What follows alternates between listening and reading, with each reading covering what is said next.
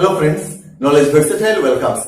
কিছু সেন্টেন্স আছে গঠনগত দিক থেকে সেগুলো WH ওয়ার্ড দিয়ে শুরু হলেও কোনো ক্ষেত্রে সেগুলো কোশ্চেন, আবার কোনো ক্ষেত্রে সেগুলো অ্যাসার্টিভ প্যাটার্ন, অর্থাৎ বিবৃতিমূলক। আমি একটু উদাহরণ দিয়ে তোমাদেরকে বোঝাচ্ছি। তুমি কোথায় যাও? তুমি কোথায় যাও? Where do you go? আবার তুমি যেখানে যাও, হোয়ার ইউ গো। আর একটা এক্সাম্পল দিচ্ছি। তিনি কিভাবে লেখেন? How does he write? তিনি যেভাবে লেখেন, হাউ হি রাইটস। তুমি কি খেয়েছিলে? হোয়াট ডিড ইউ ইট? তুমি যা খেয়েছিলে, হোয়াট ইউ এট। তো এখানে বুঝতে পারছো যে WH ওয়ার্ড দিয়েই আমি কিন্তু দুরকম সেন্টেন্স তৈরি করছি, কিন্তু অর্থের দিক থেকে এরা সম্পূর্ণ ভিন্ন। তো এই দুই ধরনের বাক্যেই কিন্তু আমরা WH ওয়ার্ডের প্রয়োগ করছি। তার মানে যেটা দাঁড়ালো, WH ওয়ার্ডের দুরকম অর্থ রয়েছে এবং কোন ক্ষেত্রে এর প্রয়োগ হয় সেটা নিয়ে আজকের আলোচনা। তো double meaning of WH word. Double meaning of WH word আজ হচ্ছে পার্ট 2। এর আগে আমি একটা ইনিশিয়াল ডিসকাশন করেছিলাম। WH ওয়ার্ড যেগুলো রয়েছে আমি এখানে লিস্ট দিয়ে দিয়েছি। এই WH ওয়ার্ড গুলো দিয়ে যখন তোমার বাক্য শুরু হয় তো তাদের ভূমিকা দু রকমের থাকে। একটা হচ্ছে ইন্টারোগেটিভ প্রোনাউন, সাবজেক্টিভ কোশ্চেন। তুমি যখন শুরুতে WH ওয়ার্ড বসিয়ে প্রশ্ন করবে তো তখন সেটাকে বলবে ইন্টারোগেটিভ প্রোনাউন, অর্থাৎ সেই WH ওয়ার্ডটাকে বলবে ইন্টারোগেটিভ প্রোনাউন। এবং তখন যে প্রশ্নটা তৈরি হবে সেটা হবে সাবজেক্টিভ কোশ্চেন। সাবজেক্টিভ কোশ্চেনের অর্থ হচ্ছে যে এর উত্তর ডিটেলে দিতে হবে। যদি বলি what are you writing, what are you writing, তুমি কি লিখছো, তুমি এর উত্তর হ্যাঁ কিংবা না এমন বলতে পারবে না। তখন তোমার বলতে হবে আমি একটা কবিতা লিখছি, আমি একটা প্যারাগ্রাফ লিখছি, I am writing a poem, I am writing a paragraph, ইত্যাদি। এইভাবে অর্থাৎ ডিটেলে দিতে হবে, হ্যাঁ বা না দিয়ে উত্তর দিতে পারবে না। তো সেই জন্য বলে এটাকে সাবজেক্টিভ টাইপ কোশ্চেন। তো এক্ষেত্রে রয়েছে যেমন হু, এর অর্থ হবে কে বা কারা। হোয়াট, কি বা কি কি, অর্থাৎ এক্ষেত্রে প্রশ্নবোধক অর্থটা প্রকাশ পাবে WH ওয়ার্ডের। আরো একটা অংশ যেটা রয়েছে সেটা আমরা কমপ্লেক্স সেন্টেন্সে ব্যবহার করি, অর্থাৎ জটিল বাক্যে। জটিল বাক্যে একটা প্রিন্সিপাল ক্লজ থাকে এবং এক বা একাধিক সাবঅর্ডিনেট ক্লজ থাকে। সাবঅর্ডিনেট ক্লজ কথার অর্থ হচ্ছে নির্ভরশীল বাক্যাংশ। এই নির্ভরশীল বাক্যাংশগুলো অনেক ক্ষেত্রে বা বেশিরভাগ ক্ষেত্রে WH ওয়ার্ড দিয়ে শুরু হয়। তো সেই WH ওয়ার্ড গুলো কিন্তু তখন আর প্রশ্ন করার জন্য ব্যবহার হয় না, তো তখন তারা কিন্তু ভিন্ন অর্থ দেয়। তো সেটা নিয়েই আজকে আমরা দেখবো।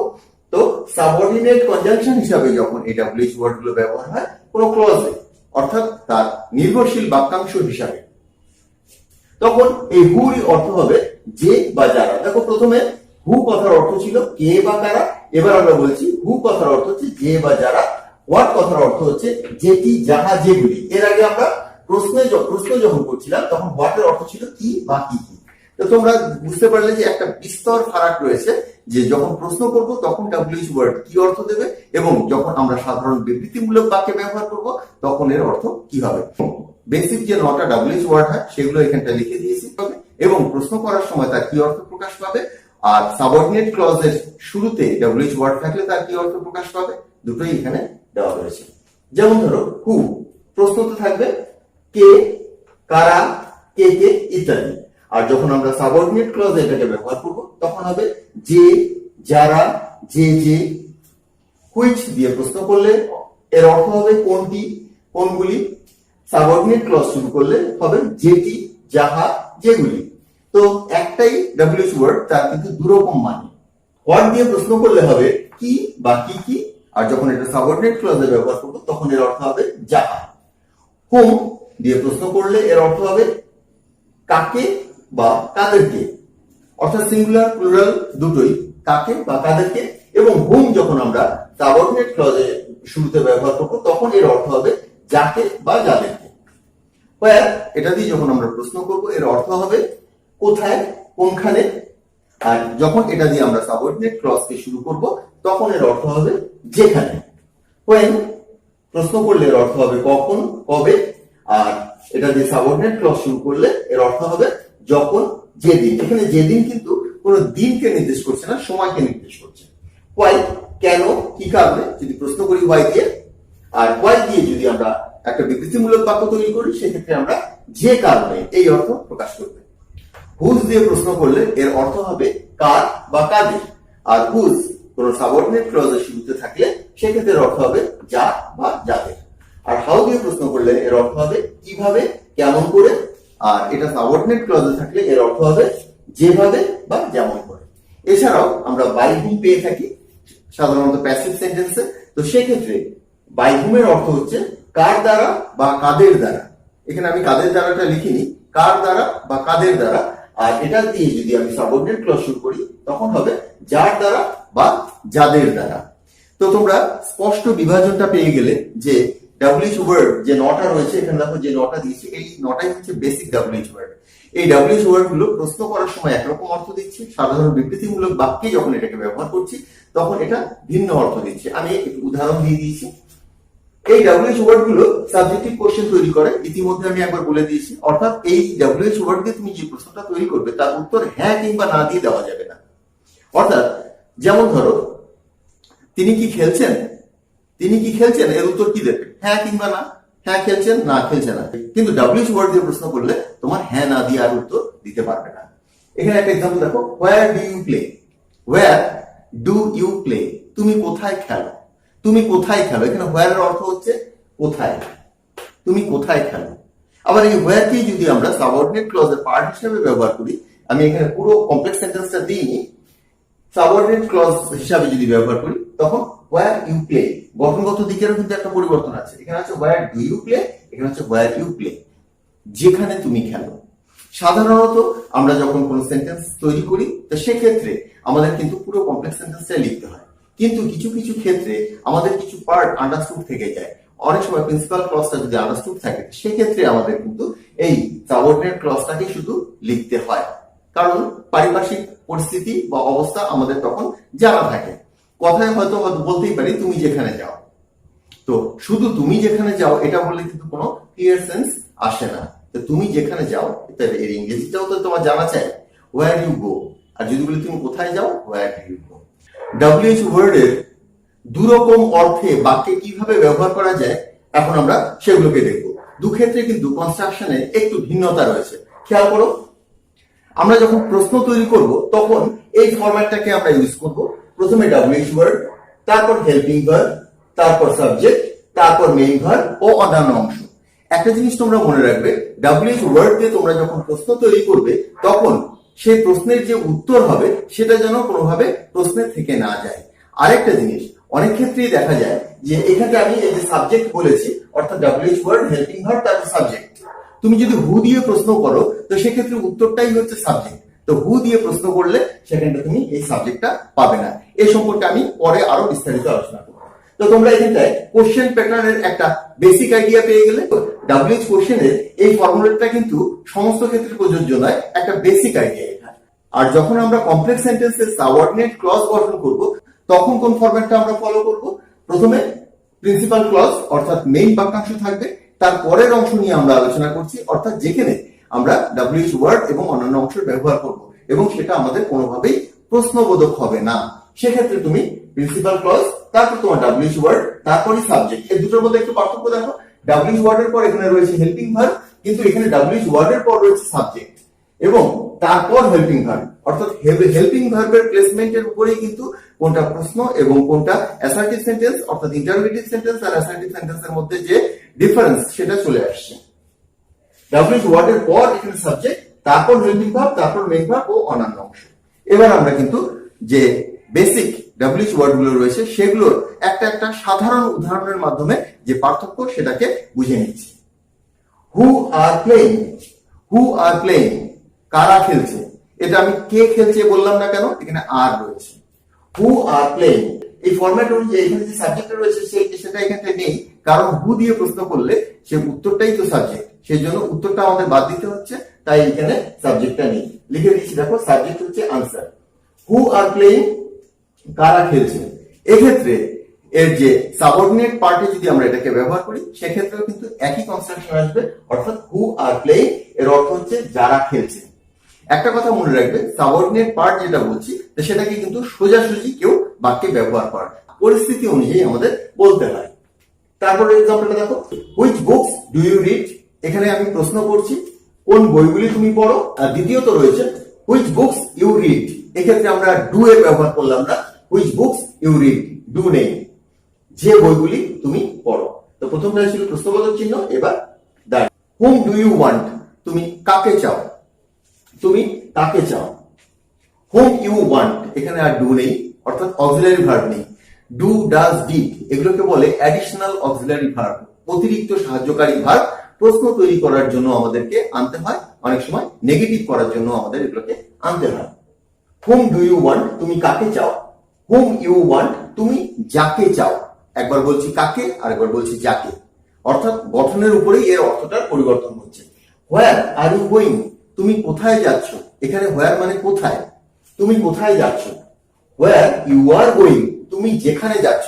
পার্থক্যটা কি, এখানে আর আগে ইউ পরে, আর এখানে ইউ আগে আর পরে। পার্থক্যটা বুঝতে পারছো? যখনই প্রশ্ন করবে অক্সিলারি ভার্ব, হেল্পিং ভার্ব, সাহায্যকারী ভার্বটাকে আগে বসিয়ে পরে সাবজেক্টটা দেবে, যেটা এখানে করেছি।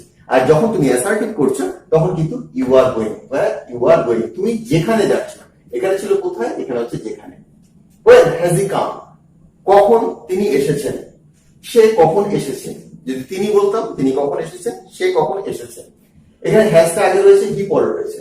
এটাকেই যদি আমি অ্যাসার্টিভ প্যাটার্নে করি, ওয়েন হি হ্যাজ কাম, যখন তিনি এসেছেন, সে যখন এসেছে। তিনি বললে সে, তিনি যখন এসেছেন, আর নয়তো সে যখন এসেছে। প্রথমটা কখন, তারপরে হচ্ছে যখন। হোয়াই উইল ইউ গো, তুমি যাবে কেন, কেন তুমি যাবে, তুমি কেন যাবে। হোয়াই ইউ উইল গো, যে কারণে তুমি যাবে, যে কারণে তুমি যাবে। এটা কারণ প্রশ্ন করা হচ্ছে না। হোয়াই উইল ইউ গো, এটা একটা প্রশ্ন, কেন যাবে। আর যদি বলি হোয়াই ইউ উইল গো, অর্থাৎ অক্সিলারি ভার্বটা পরে বসাচ্ছি, যে কারণে তুমি যাবে, যে কারণে তুমি যাবে, বা তুমি যে কারণে যাবে। Whose book have you bought, কোন নির্দিষ্ট লেখকের বই তুমি কিনেছো। আমি জিজ্ঞাসা করছি তুমি কার বই কিনেছো, তুমি কার বই কিনেছো, তুমি কার বই কিনেছো। Whose book have you bought. কিন্তু এটাকে বলি যদি, যে তুমি যার বই কিনেছো, whose book you have bought. এখানে হ্যাভটা আগে রয়েছে, তারপর ইউ রয়েছে। এক্ষেত্রে দেখো ইউটা আগে রয়েছে, হ্যাভটা পরে রয়েছে। অর্থাৎ সাবজেক্টের আগে আর পরে তোমার অক্সিলারি ভার্ব বসানোর উপরেই কিন্তু প্রশ্ন এবং অ্যাসার্টিভ বিবৃতিমূলক বাক্যের যে পার্থক্য সেটা চলে আসছে। Whose book you have bought, যার বই তুমি কিনেছো, যার বই তুমি কিনেছো। তারপরের এক্সাম্পলে চলে আসছি, what has he seen, what has he seen, সে কি দেখেছে, সে কি দেখেছে। হোয়াট হ্যাজ হি সিন, সে কি দেখেছে। আর যদি বলি সে যা দেখেছে, হোয়াট হি হ্যাজ সিন। এবার হ্যাজ দিয়ে শুরু করবো না, হোয়াট হি, সাবজেক্টটাকে আগে বলবো। হোয়াট হি হ্যাজ সিন, সে যা দেখেছে, সে যা দেখেছে।